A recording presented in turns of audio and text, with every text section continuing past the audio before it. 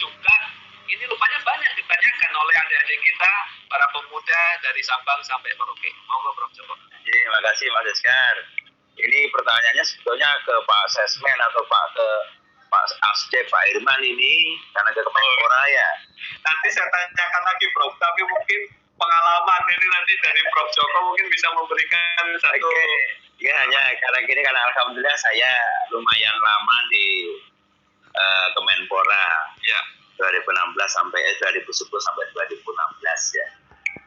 6-7 tahun lah itu. Prinsip begini, pemerintah dalam hal ini Kemenpora itu memberikan fasilitasi kok terhadap bagaimana pembinaan olahraga.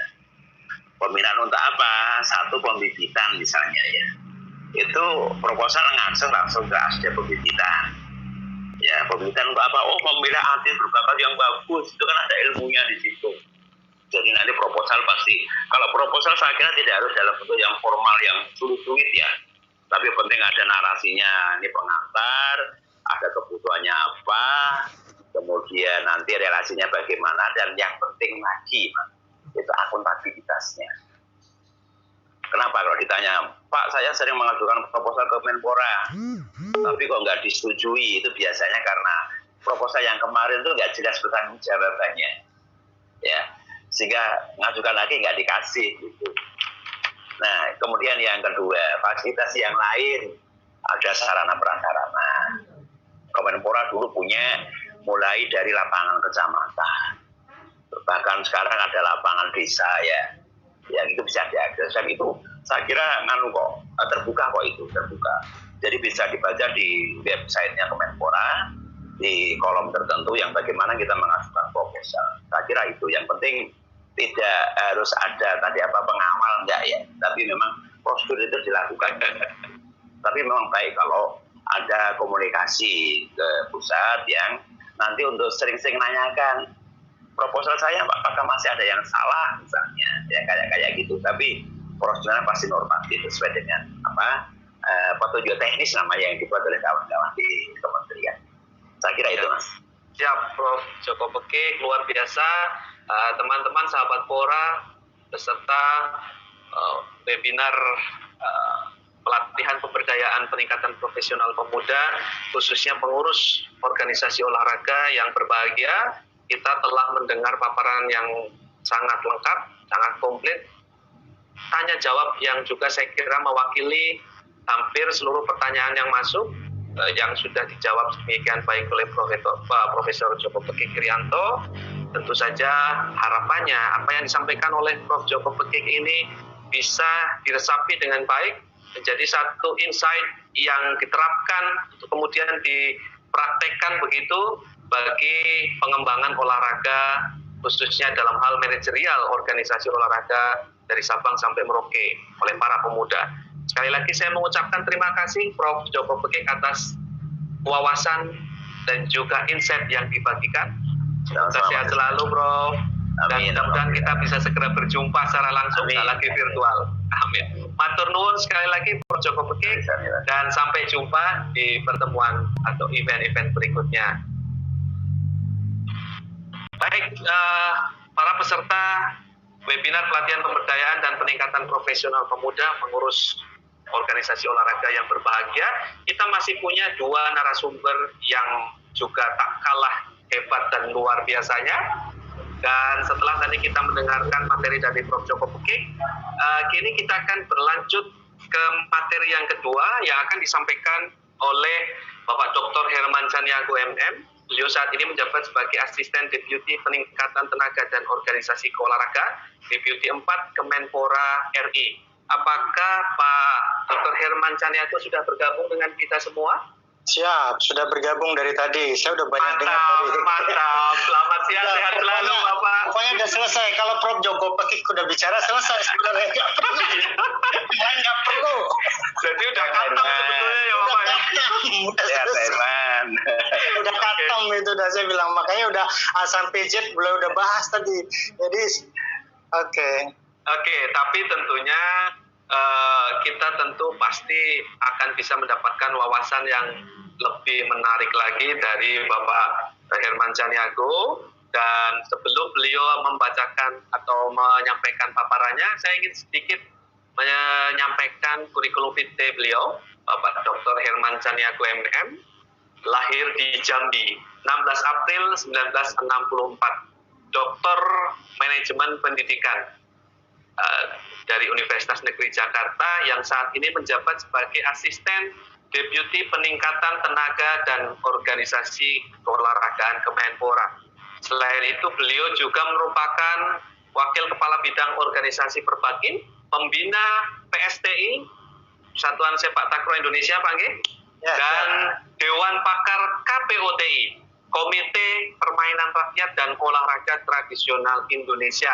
Nah, ini yang saya kira sedang viral banget Bapak, atau hot banget disosialisasikan dari Sabang sampai Merauke, membangkitkan lagi budaya-budaya bangsa melalui permainan olahraga tradisional.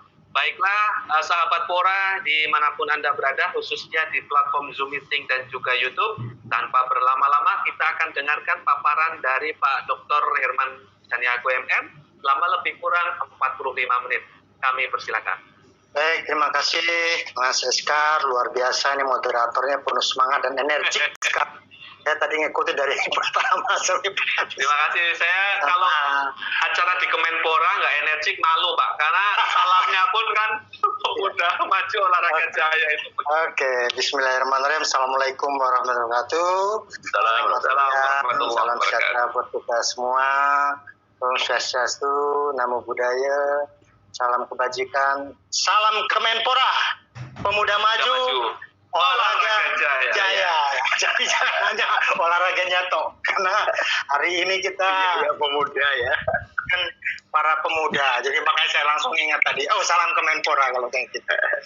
Yang saya sangat hormati Pak Sesmenpora, Pak Gatot Dewa Broto tadi yang menjadi opening speak, kemudian Pak Deputi 1, Profesor Faisal Abdullah, kemudian Kepala Pusat PP Pak Triwinarno, Mas moderator sendiri, moderator yang energik, kemudian narasumber yang luar biasa dan memang sudah sangat luar biasa pengalamannya yang tidak bisa kita ragukan lagi, Prof. Joko Petik dan Pak Eman Somusi. Udah selesai urusan,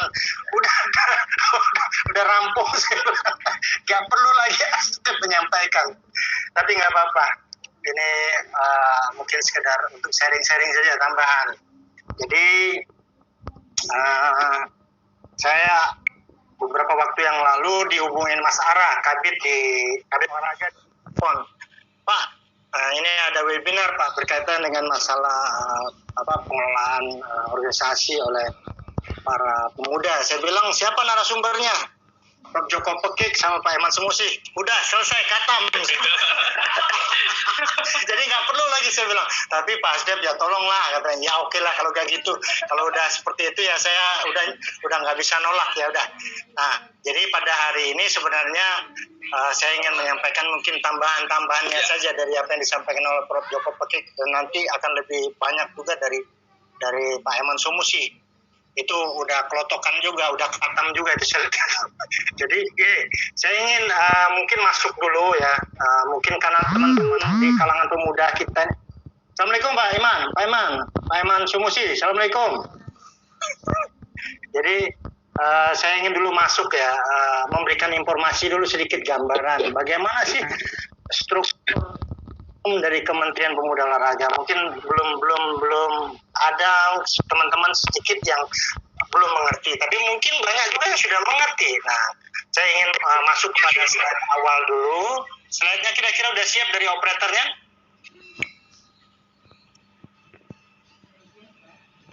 Oke.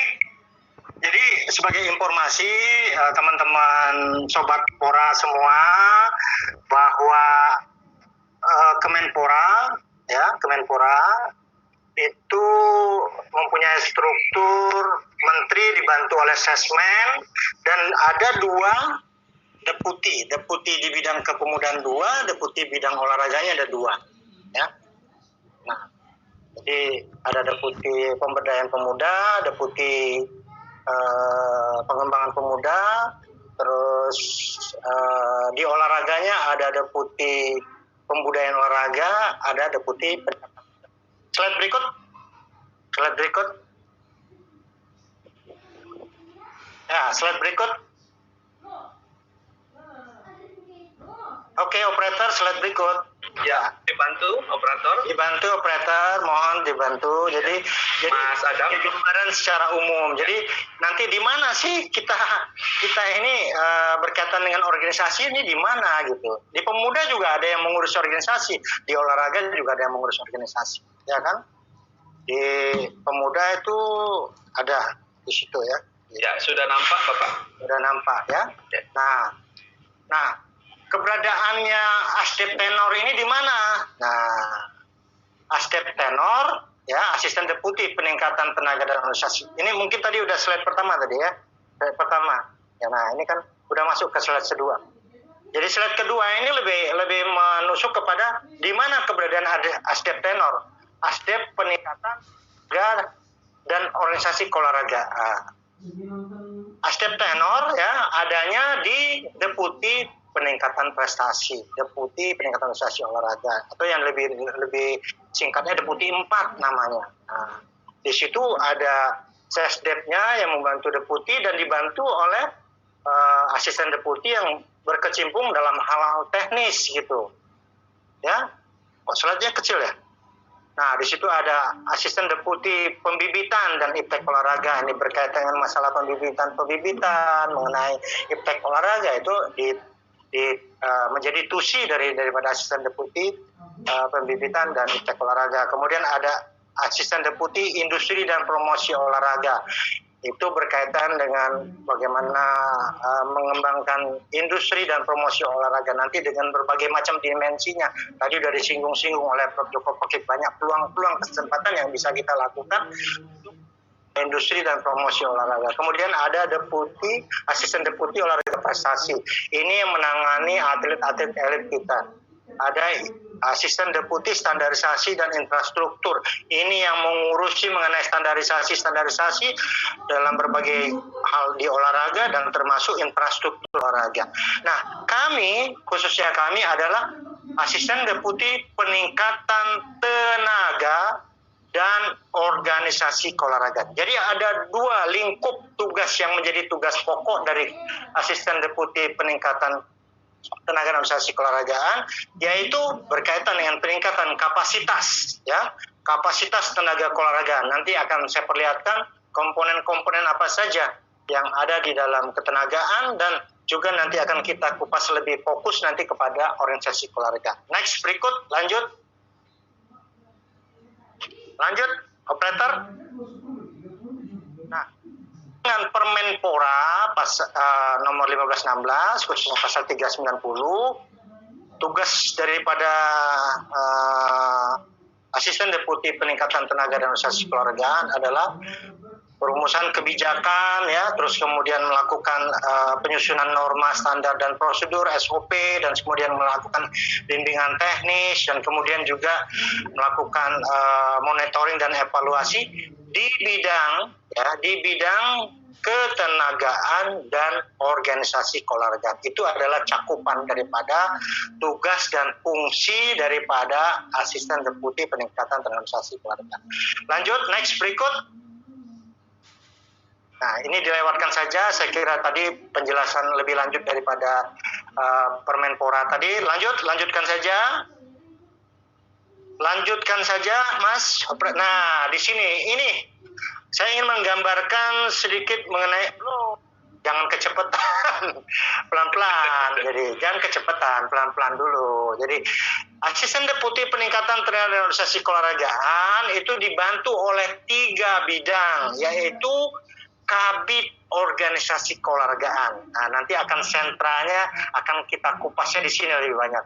Tapi teman-teman juga harus tahu juga Asdep Tenor itu punya Kabid peningkatan mutu pelatih dan instruktur. Nah, kalau bicara pelatih, bicara instruktur seperti tadi ditanyakan, itu adalah bagian daripada tusi pada Kabid ini, ya, Kabid peningkatan mutu pelatih dan instruktur.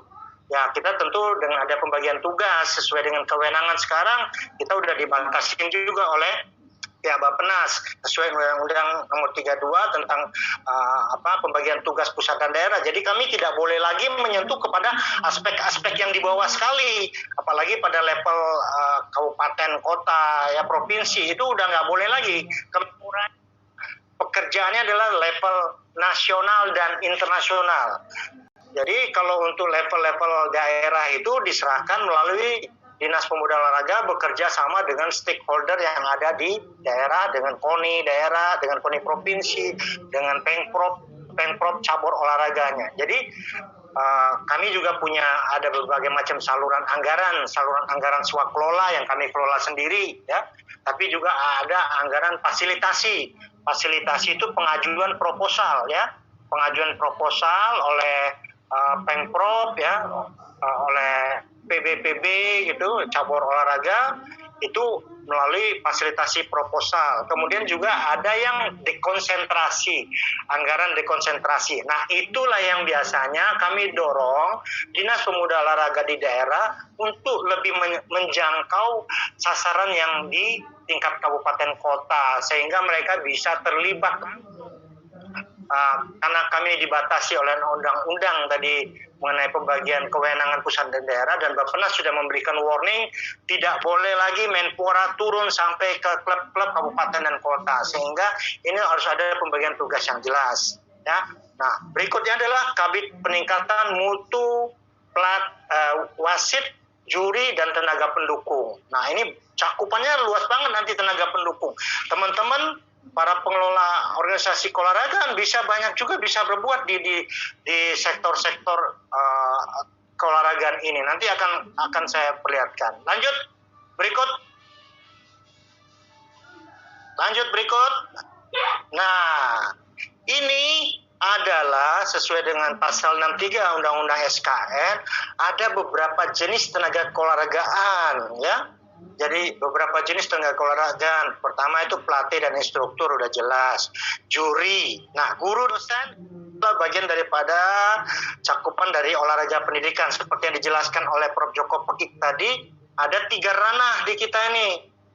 Ada 3 ranah, olahraga pendidikan, olahraga rekreasi yang disebut Mas Eskar tadi, olahraga tradisional nasional internasional itu ada di olahraga rekreasi, dan kemudian di olahraga prestasi.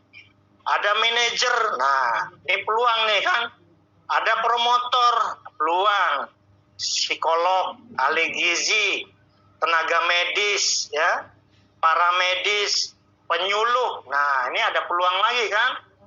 Biomekanika, pemandu. Nah, pemandu, guidance. Sekarang sangat dibutuhkan oleh olahraga rekreasi. Ya kan, apalagi sport tourism, misalnya kayak di Bali, di Jogja, itu memerlukan guidance. Apalagi sekarang masyarakat kita lagi gemar berolahraga, bersepeda. Jangan sampai bersepeda tapi kolap, pingsan langsung. Nah, itu hati-hati juga. Ini harus kita berikan panduan yang baik dan benar, ya kan? Nah, kemudian ada administrator, ya. Administrator. Nah, ini kaitan konteks nanti dengan pengelolaan organisasi keolahragaan. Ada wasit. Nah, kami juga mengusulkan, ya, dalam rancangan revisi Undang-Undang Nomor 3 tahun 2005 yang saat ini sedang bergulir, perlu ada penambahan. Kami pikir adalah yaitu berkaitan dengan teknisi olahraga, karena untuk beberapa cabang olahraga itu memerlukan keterlibatan daripada teknisi olahraga, seperti misalnya cabang balap sepeda. Bagaimana mengganti roda atau ban sepeda, tapi pembalapnya masih tetap berjalan. Ada teknik-teknik tersendiri itu yang harus dilakukan. Itu ahlinya lah, kita nggak tahu, ya. Kemudian juga menembak, akurasi, validitas, tepat sasaran, senjata, busur, segala macam di panahan dan sebagainya. Itu perlu seorang teknisi. Mungkin juga kegiatan-kegiatan jet ski, berselancar, mungkin kegiatan apapun yang kaitannya membutuhkan sentuhan tangan teknisi. Nah, itu kami mengusulkan perlu ada teknisi olahraga. Kami juga mengusulkan dalam perbaikan undang-undang itu laporan, karena banyak peralatan bantuan-bantuan, terutama perguruan tinggi yang saya lihat, ya, mungkin juga UNY, mungkin juga UNESA, mungkin beberapa perguruan tinggi lain. Ada sebagian yang memang termanfaatkan dengan baik, dengan guidance yang baik. Tapi ada beberapa tempat yang saya lihat, kok pengelolaannya jadi semacam kayak barang pajangan doang ini, saya bilang. Sayang banget.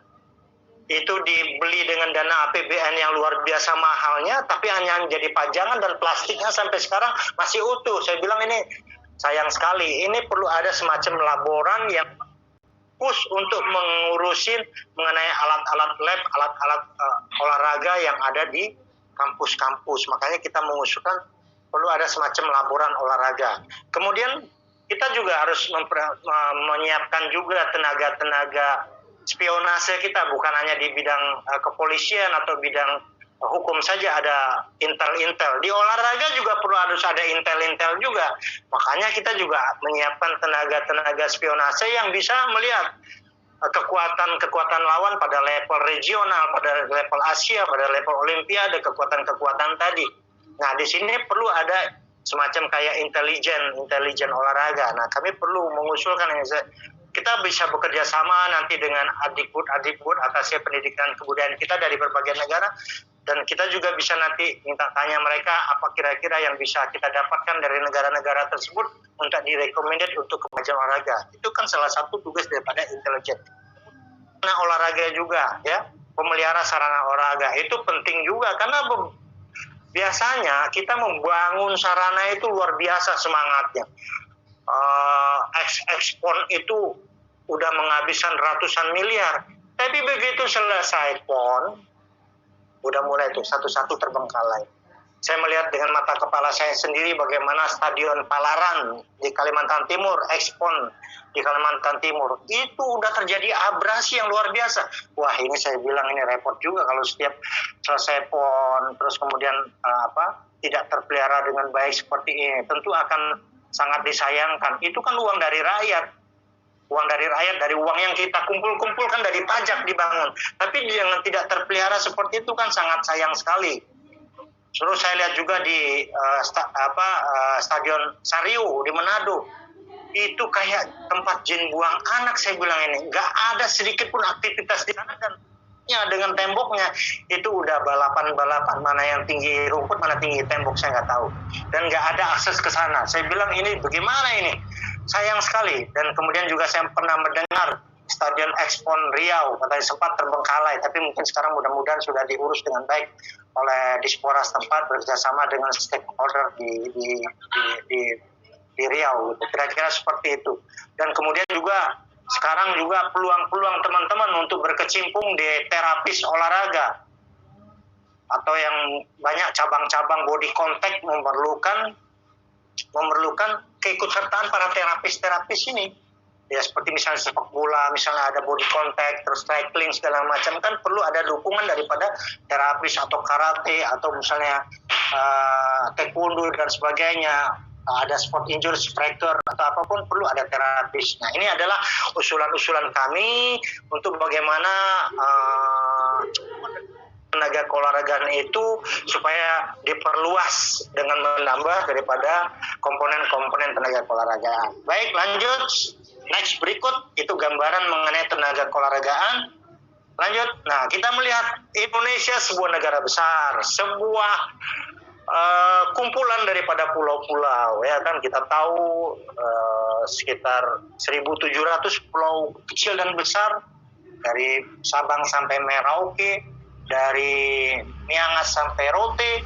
Itu banyak pulau-pulau yang ada di Indonesia, bahkan masih ada mungkin pulau-pulau yang belum bernama.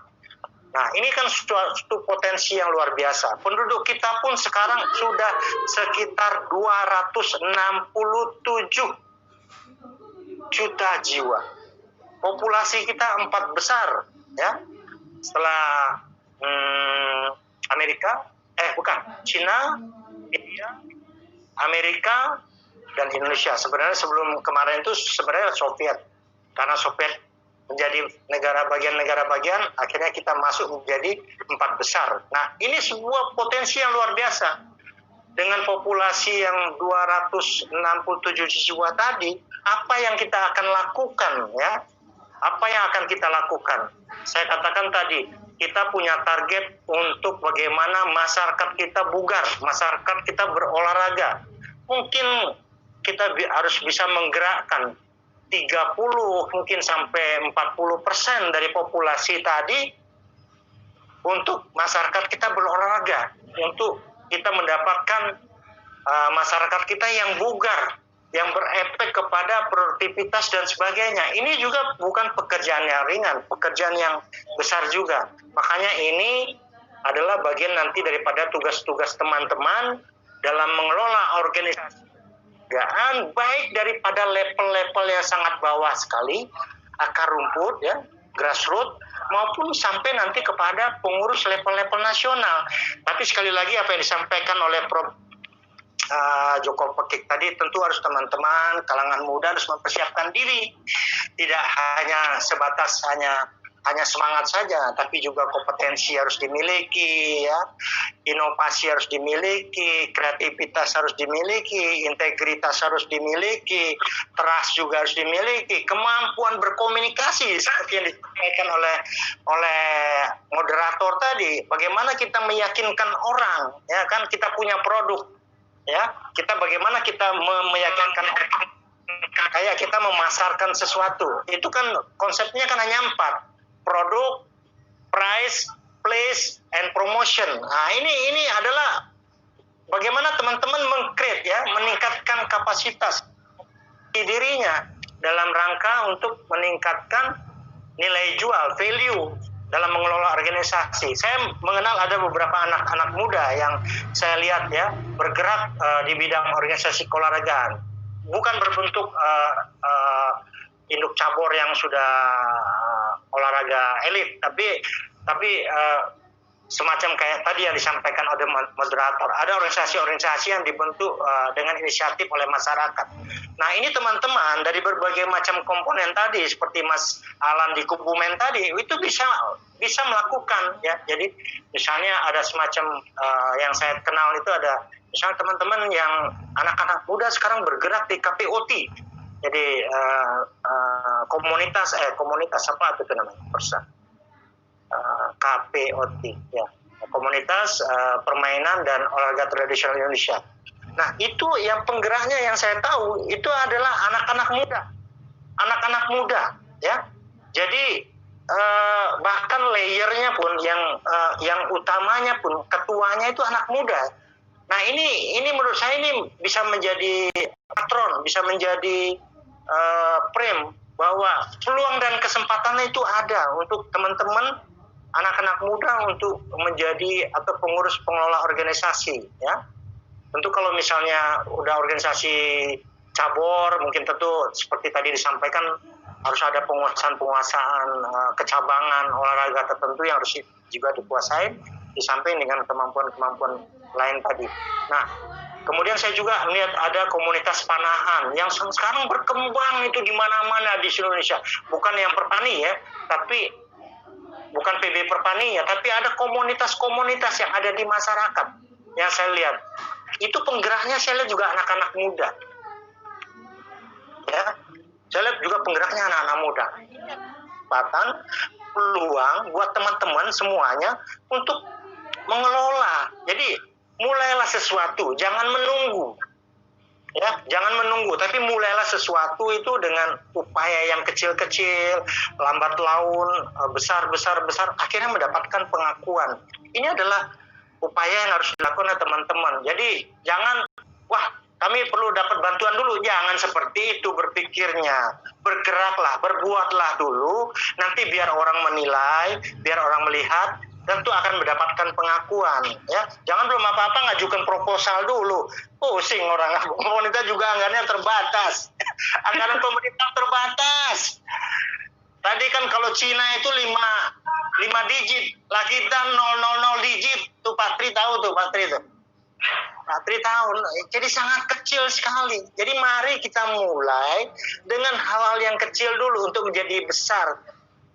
Bangunlah mimpi-mimpi menjadi besar, tapi persiapkan diri sedemikian rupa, sedemikian baik. Ya tadi, ya, konsepnya harus kita percaya totalitas kita. Kalau kita ngurus sesuatu tuh jangan mikirnya dapat untung berapa ya, benefitnya berapa ya, untungnya berapa. Wah, kalau udah mulai kayak gitu udah jauh-jauh deh. Jangan berpikir seperti itu. Kemudian kreativitas, kita bangun kreativitas.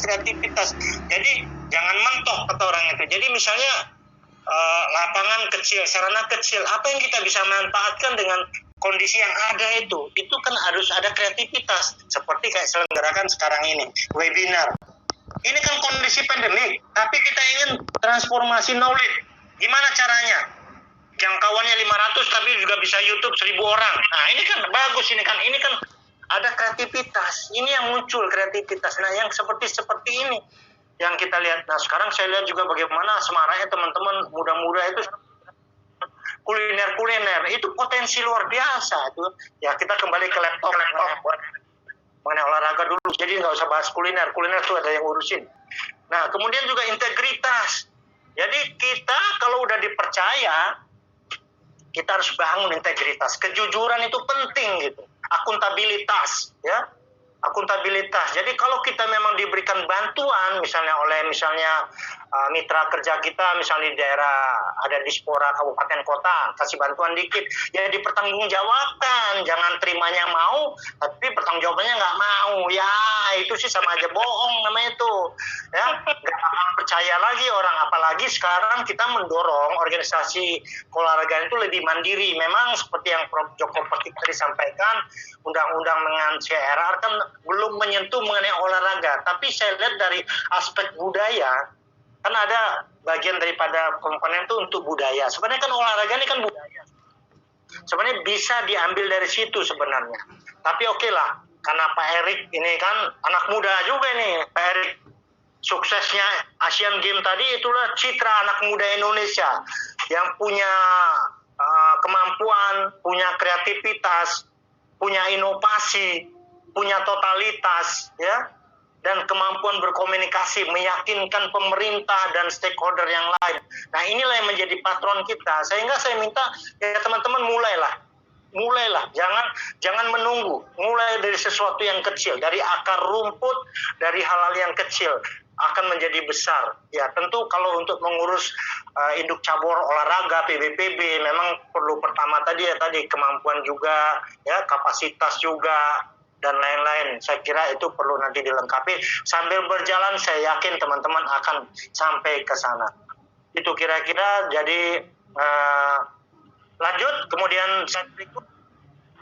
Nah, peluang dan tantangan. Ya, peluang dan tantangan saya sudah sebutkan tadi. Banyak peluang dan tantangan buat teman-teman, para anak-anak muda yang ikut webinar ini yang usianya 16 sampai 30 tahun. Ya, tapi tentu akan kita bantu, dorong dari belakang, tapi tidak dijorokin, tidak dijatuhkan, tapi kita dorong, kita motivasi para generasi muda kita ini untuk berkecimpung di organisasi olahraga. Tentu harus dipersiapkan sedemikian rupa. Lanjut.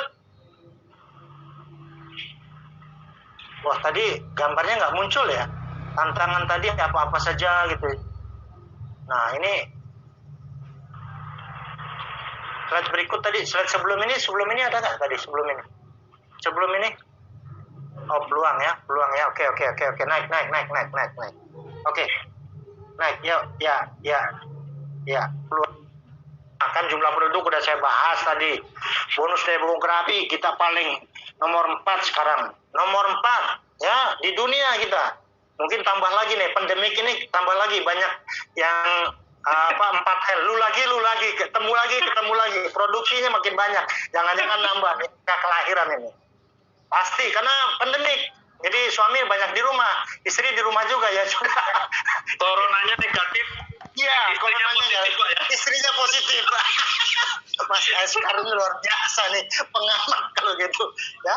Nah, perhatian pemerintah sudah jangan disangsikan. Komitmen pemerintah jangan disangsikan lagi. Walaupun masih 00 sekian ya, itu kan kita sesuaikan dengan negara kita juga. Mudah-mudahan will politik dari pemerintah ke depan makin baik, anggaran makin meningkat. Ya kan? Kita berharap suatu saat fruit kebangsaan, lagu kebangsaan kita bisa berkibar di mana-mana karena pengelola teman-teman organisasinya baik, karena ide identik organisasi yang baik, pasti akan muncul prestasi-prestasi yang baik. Lanjut, berikut, next. Waktunya belum ya, masih agak lama kan? Mas Hasan? 10 menit lagi, Bapak. 10 menit lagi, ya sudah. Saya kebut aja. APBN, seperti tadi udah jelaskan lah, ya. 000 sekian lah, ya. Ya, mudah-mudahan tahun depan makin meningkat. Permintaan SDM, nah, ini juga peluang ya. Saya ingin gambarkan. Kita diminta Brunei Darussalam ngirim pelatih bulu tangkis, ya. Terus pelatih silat. Brunei bisa bayar 2.500 US dollar. Oh, kalau gitu kelasnya nasional. Kita kirim kelas nasional. Tapi begitu permintaan dari Tunisia, dia hanya mampu bayar 1.000 US dollar per bulan. Ya kita kirim pelatih ya, memper pelatih provinsi dikit lah, di atas dikit lah kira-kira seperti itu. Suatu peluang juga untuk teman-teman ya, untuk berkiprah nanti di SDM olahraga. Kemudian juga penghargaan. Pasal 78 sudah menjelaskan. Semua pelaku olahraga yang berprestasi di bidang olahraga harus diberikan kemudahan. Jadi kemudahan. Ya kalau sekolah dikasih beasiswa, kalau pelatih misalnya atau tenaga keolahragaan yang belum bekerja difasilitas honorer atau menjadi tenaga-tenaga di BUMN dan sebagainya. Nah, ini kan merupakan peluang-peluang yang bisa ditangkap ya. Komitmen pemerintah melalui presiden, ya sangat luar biasa Pak Menteri. Bahkan untuk cabur tertentu malah beliau keluarkan perpres, misalnya sepak bola karena itu olahraga rakyat, itu dikeluarkan perpres percepatan sepak bola. Uang potensi juga yang kita kelola, bagaimana mengelola sepak bola dari mulai level bawah sampai level atas, yang dimana di situ kemasan industri olahraganya sangat luar biasa. Ya kan, yang jelas kaos, yang jelas sepatu, yang jelas t-shirtnya, kemudian pernak-pernik yang lainnya, bendera-bendera dan sebagainya. Kemudian efeknya lagi kepada mungkin kuliner-kulinernya, itu pada level-level yang tarkam aja seperti itu kan. Apalagi pada level misalnya kita ingat AFF 2010, bagaimana gemuruhnya penyelenggaraan Piala AFF 2010 yang di samping nasionalisme kita yang tumbuh, tapi potensi industri olahraganya berkembang sangat pesat, luar biasa. Kaos, emblem, sal, sepatu, bendera, pernak-pernik, pin dan sebagainya. Itu juga ini bisa dimulai dari teman-teman yang paling bawah sekali. Jadi event-event yang di bawah. Tapi sekali lagi, kreativitas, inovasi, totalitas, integritas, dan tadi membangun komunikasi. Karena itu juga penting dalam arti meyakinkan orang. Dan kalau udah dipercaya orang, harus dijaga kepercayaan, trust-nya itu harus dijaga. Oke, lanjut. Nah, ini penyakit di organisasi kadang-kadang pengelolaan tidak transparan. Nah, ini yang harus kita rubah. Kami belakangan ini 2-3 tahun belakangan ini mengejut pelatihan di bidang manajemen organisasi. Tapi mohon maaf teman-teman sekalian, karena tadi sudah saya sampaikan, kami dibatasi oleh kewenangan pada level nasional dan internasional, sehingga dana dekon saja yang kami dorong Dispora untuk melakukan kegiatan pelatihan-pelatihan di bidang manajemen organisasi. Nah, kadang-kadang pengelolaan tidak transparan. Yang tadi saya bilang tadi, terimanya mau, tapi mempertanggungjawabnya sulit. Nah, ini penyakit yang harus dibenahin. Ini yang menjadi tugas PR kami juga di pusat. Sekarang ini, pada hari ini dan sebelumnya kami juga sudah melakukan pelatihan manajemen strategi cabang olahraga. Mohon maaf, mungkin belum bisa menyentuh olahraga rekreasi dan olahraga pendidikan, mudah-mudahan dengan Permenpora yang baru tadi mungkin span of tusinya mungkin bisa diperluas sehingga juga kami bisa mencakup kepada olahraga pendidikan, di mana di situ ada kegiatan-kegiatan olahraga pelajar, olahraga mahasiswa, dan kemudian misalnya ada festival olahraga tradisional atau misalnya kegiatan-kegiatan senam aerobik, ya itu kan perlu ada juga pembekalan mengenai bagaimana mengelola organisasi-organisasi itu. Jadi tidak hanya perlu olahraga prestasi, tapi juga olahraga pendidikan, olahraga prestasi. Organisasi masih mengandalkan figur pimpinan, benar. Jadi memang hanya beberapa organisasi saja yang tidak mengandalkan pimpinan, tapi ada banyak masih ya kita masih seperti yang Prof Joko Pegikan sampaikan tadi, mungkin masih paduan antara government dan non government. Sebenarnya tugas daripada pembinaan olahraga itu termasuk organisasi kan ada 3 cakupan juga, pemerintah daerah,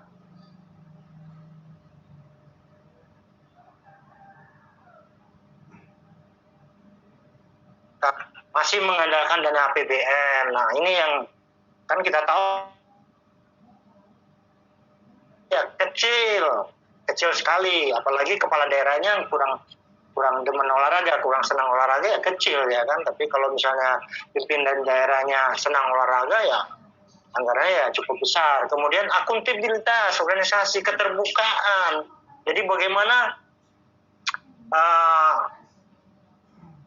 akses organisasi itu bisa diakses oleh masyarakat, pelaporannya dan sebagainya. Ini yang harus kemudian kurang memahami bidang tugas. Jadi harus ada pembagian tugas yang jelas. Jangan semuanya ditekel oleh ketum atau sekum. Bahkan kadang-kadang ada sekretariat berjalan, ada bawa tas, stempelnya sekalian di situ. Wah ini juga bahaya ini.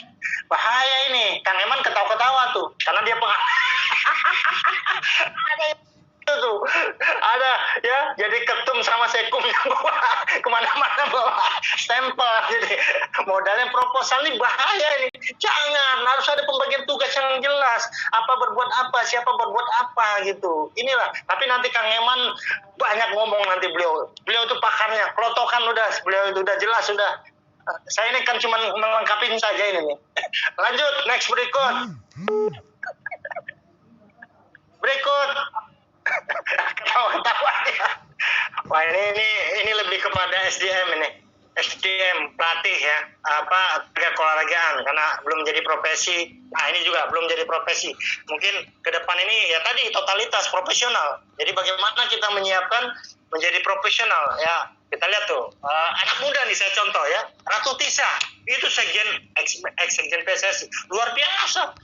Ya kemampuannya luar biasa mengelola sepak bola. Sayangnya aja sekarang beliau mundurkan diri. Sayang banget. Beliau sangat luar biasa. Beliau pernah mengambil lisensi pelatihan manajemen di FIPA. Nah kita ingin dorong yang kayak gitu. Saya di pelatihan manajemen organisasi ini saya minta tolong ada direkomendasikan teman-teman yang bisa kirim seperti itu. Yang penting ada undangan dari Federasi Internasional. Tapi dia punya kemampuan yang luar biasa. Bisa menjadi master TOT, trainer of trainer nantinya pulangnya. Jadi nggak hanya untuk kebutuhan dia sendiri atau untuk caburnya, tapi untuk menyebar ke semua ya.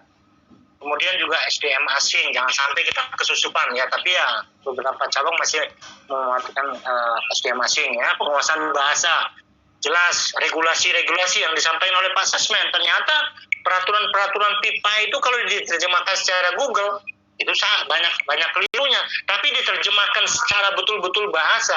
Nah itulah makna sesungguhnya tadi yang disampaikan oleh Pak Sasmen.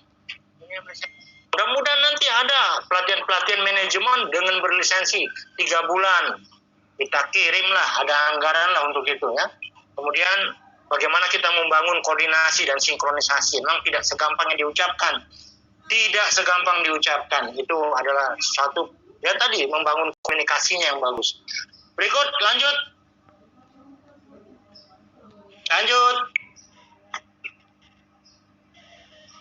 Nah, ini program prioritas ya, program prioritas kementerian di bawah Pak Zainuddin Amali. Ada 5 program prioritas. Program 1, pembenahan tata kelola kelembagaan ya, kompetensi, ASN, penyederhanaan regulasi, penyesuaian birokrasi, peningkatan kecepatan pelayanan publik ya. Pemberdayaan pemuda menjadi kreatif, inovatif, mandiri dan berdaya saing serta menumbuhkan semangat wirausaha. Kemudian pengetahuan ideologi Pancasila dan karakter serta budaya bangsa di kalangan pemuda. Pembinaan usia dini, peningkatan prestasi yang berkesinambungan, pemasaran pemasyarakatan menimbulkan kegemaran untuk lebih hidup sehat dan bukan dan. Nah, prioritas pertama kami tambahkan otorisasi. Jadi kami sekarang ini intensif ya bekerja sama dengan induk cabang olahraga, khususnya mohon maaf sekali lagi saya katakan masih terkonsentrasi di cabang olahraga prestasi, khususnya cabang-cabang olimpik ya, cabang-cabang olimpik dan cabang strategik. Kita melakukan pelatihan manajemen ya untuk para pengurus-pengurus.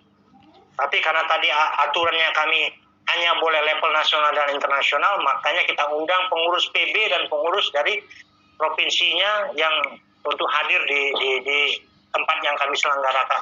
Kami ingin memberikan wawasan, mindset, bagaimana mengelola organisasi yang tidak dengan cara konvensional, tapi dengan cara kontemporer yang ikuti perkembangan. Tentu kita undang expert, pakar-pakar, baik dari cabur itu sendiri maupun dari pakar olahraga dan pakar manajemen, untuk memberikan wawasan. Jadi jangan lagi kita kelola secara konvensional, ya udah jalan di tempat kalau bisa. Ya. Kemudian dari sisi yang lain, untuk peningkatan prestasi, kami juga melakukan pelatihan-pelatihan untuk pelatih, wasit, juri, dan tenaga keolahragaan yang lain. Termasuk tenaga-tenaga pendukung, psikolog, nutriser, gizi olahraga, terapis, dan sebagainya itu kami lakukan. Ya.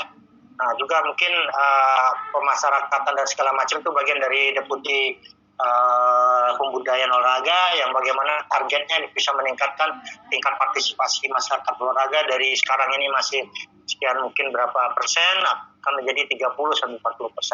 Lanjut, berikut. Lanjut. Nah, ini hanya sekilas info saja beberapa bentuk pelatihan peningkatan kapasitas keolahragaan dan prestasi keolahragaan yang dilakukan oleh ASDEP. Sekilas saja. Slide. Lanjut. Mungkin hanya sekedar info saja. Jadi ada beberapa pelatihan ya, baik itu dari sisi ketenagaan maupun dari sisi organisasi yang kami lakukan bekerja sama dengan federasi baik itu nasional maupun internasional. Slide berikut, lanjut saja, hanya sekedar info saja. Slide berikut.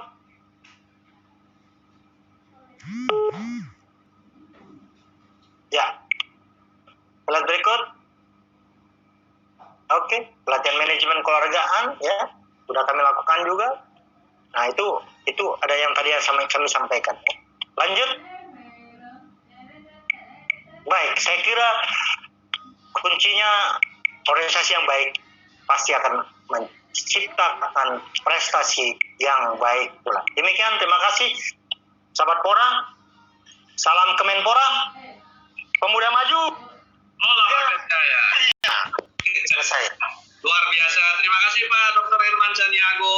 Ya, hanya melengkapi Mas Eskar ya. Kalau yang intinya dia berdua nih, Prof Joko sama Pak Herman. Pak Herman bilang tadi saya energik begitu, tapi kalau melihat paparan dari Pak Herman Caniago, saya ini belum apa-apanya nih, Bapak luar biasa. Ini semangatin aja supaya jangan begitu, berhati-hati begitulah. Jangan kalah nama sumber yang dua tadi. Terlihat betul bahwa Pak Herman Caniago itu nggak mau kalah sama anak muda ini. Iya jelas dong. Semangat kita masih muda ini. Oke, baik Bapak.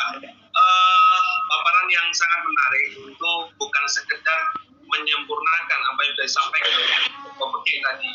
Tapi pakarnya tetap dua orang ini nih. Saya orang itu tuh. Oke, tapi memang betul-betul sangat menarik Bapak. Paparan yang tadi disampaikan, saya meng-highlight sedikit bahwa ternyata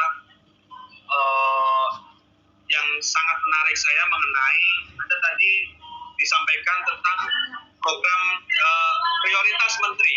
Iya.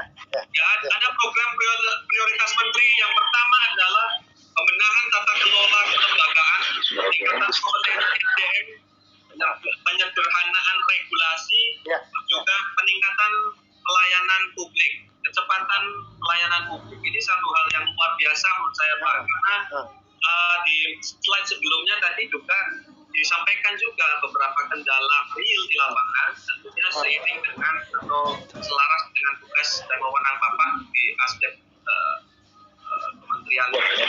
Ada pengelolaan yang tidak transparan, bagian tugas yang transparan, organisasi yang ada semacam ada suara dubbing. Ya, bagaimana? Ada suara dubbing ya. Sudah jelas ini, Pak? Oke. Ya, oke.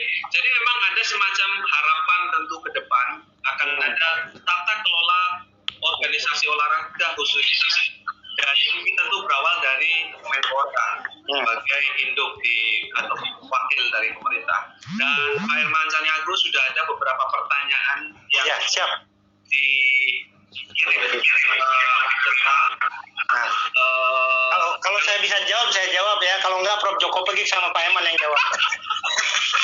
Aduh, jadi Prof. Joko Pegik kayaknya ini harus ditarik kembali begitu, Pak? Iya. Sama Pak Eman tuh. Kalau Pak Eman Sumbusi, beliau ahlinya ahli, tentu kita nanti porsi yang paling banyak di akhir. Iya. Ini suhunya itu beliau. Tapi itu urusannya belakangan, Pak. Iya. Untuk Pak Herman Caniagro. Iya. Pertama, dari saudara Tiopan Saud Maruli Munti. Taupan ya. Ya, Taupan ya. Ya, ini beliau bertanya, di masa pandemi COVID, ya kan, situasi yang kita hadapi dan entah kapan sampai kapan, mudah-mudahan segera tuntas. Ini sekolah khususnya yang berkaitan dengan pembelajaran olahraga tentunya menjadi satu PR bagi kita semua, Pak, khususnya pemerhati olahraga.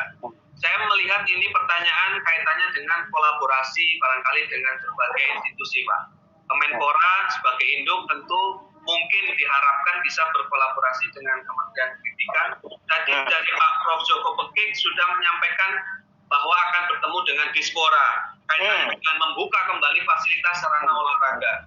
Nah, yang juga banyak dialami oleh para pelaku olahraga, khususnya olahraga pendidikan di sekolah, dari tingkat paling bawah sampai perguruan tinggi, tentu kendalanya saat ini kita nggak bisa melaksanakan aktivitas secara langsung begitu, Pak, aktivitas olahraga di sarana yang baik terbuka, apalagi indoor begitu, karena kondisi pandemi. Nah, ini bagaimana saran, masukan atau solusi yang mungkin bisa ditawarkan dalam hal manajerial atau dalam hal kolaborasi antar institusi yang bisa dilakukan, Bapak. Mungkin itu yang pertama. Baik. Sudah. Yang kedua, nah ini berkaitan tadi juga sempat disinggung masalah lisensi pelatih yang sudah berlisensi, Bapak. Mas atau Bang Tiopan Saud Maruli ini juga bertanya, banyak pelatih olahraga yang sudah memiliki lisensi, tetapi seolah tidak diperhatikan oleh pemerintah. Jadi nggak ada wahana untuk mengaktualisasi diri, padahal mereka sudah punya lisensinya. Nah, ini apa tanggapan dari pemerintah? Satu pertanyaan dulu, Pak. Ada dua pertanyaan. Siap. Pertama, di tengah situasi pandemik ini, kita harus inovasi, harus kreatif, ya. Nah, ini bagian daripada kreativitas kita webinar.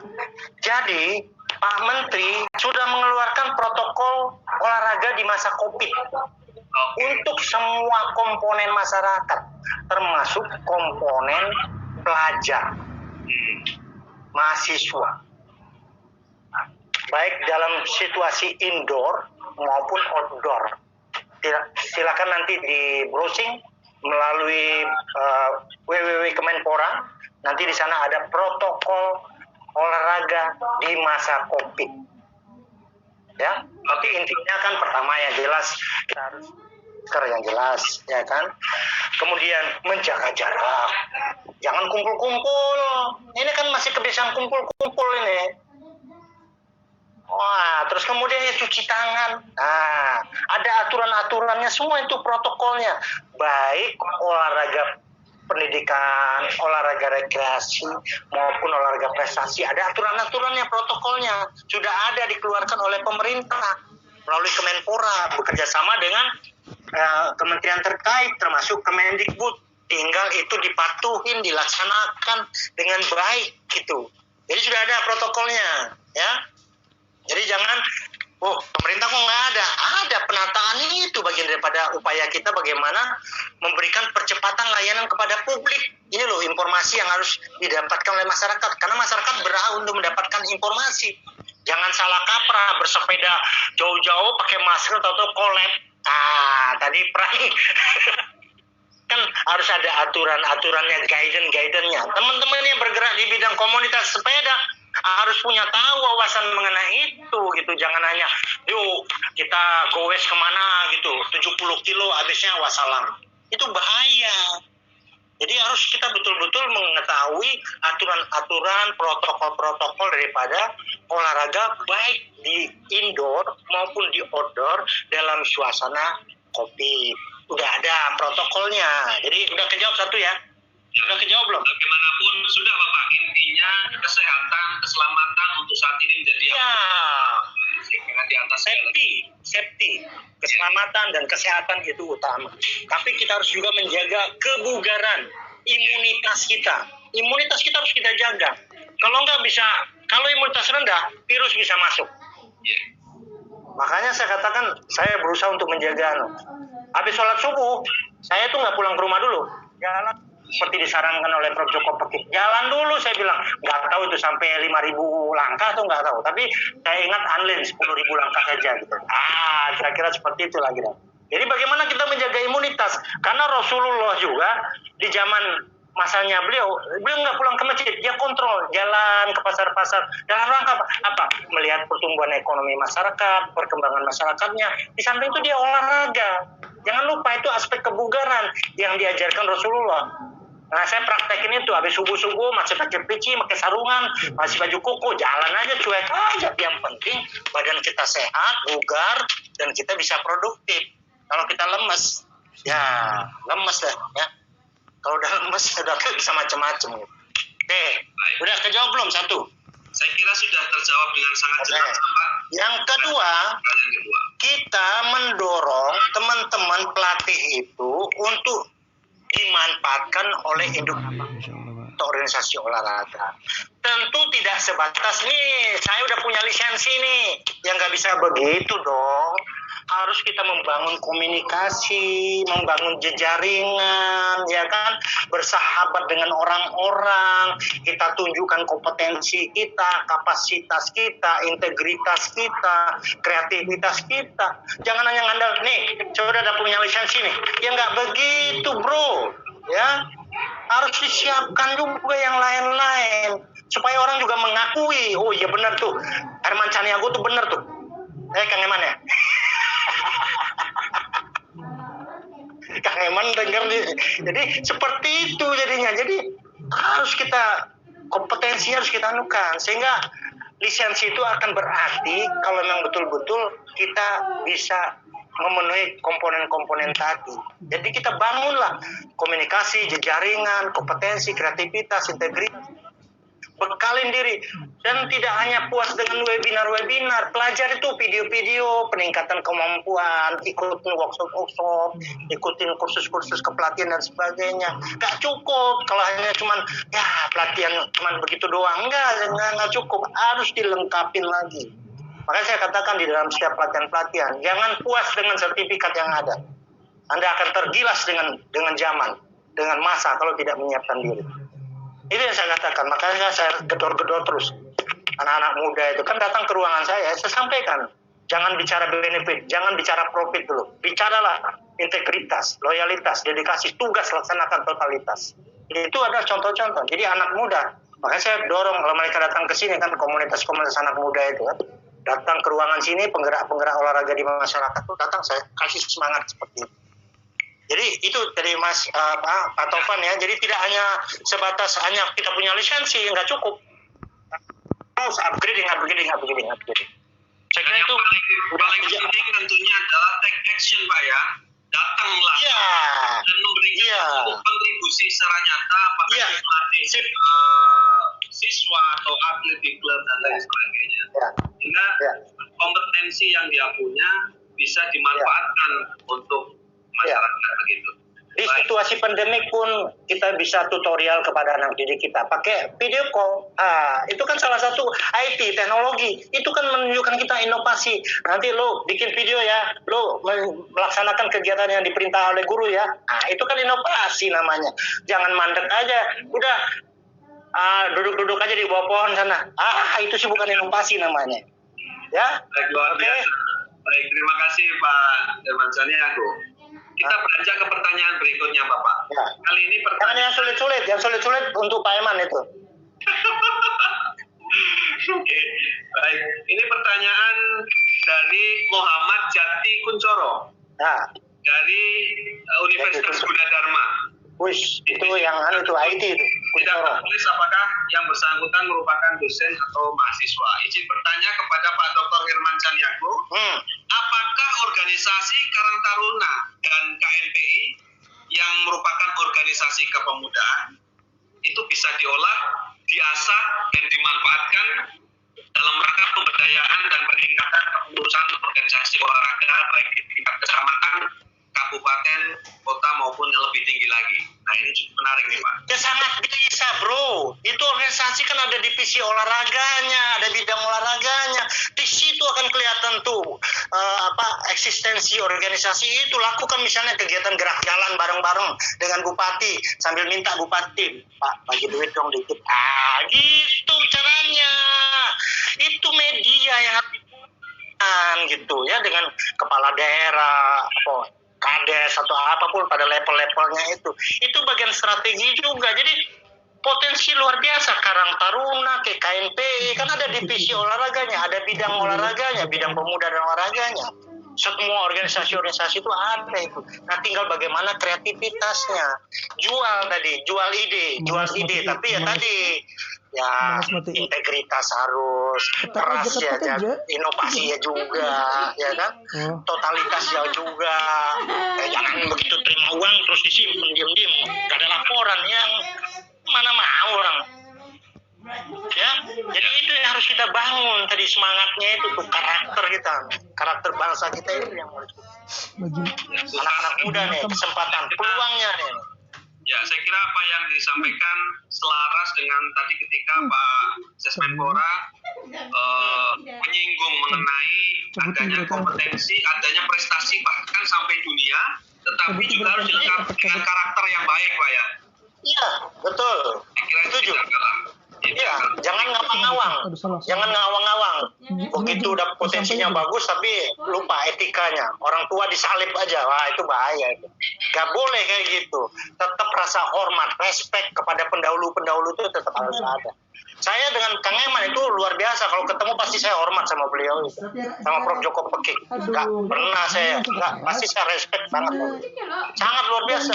Beliau tuh, saya belum ngurus olahraga, dia udah ngurus olahraga. Mbahnya itu udah. Betul. Ya udahlah. Pokoknya saya hanya sebatas melengkapin aja, nanti sepenuhnya beliau aja tuh berdua itu. Siap. Sama Pak Eman. Udah selesai. Baik, kalau begitu satu pertanyaan terakhir Bapak. Kali ini saya ambil dari Jangan yang sulit-sulit.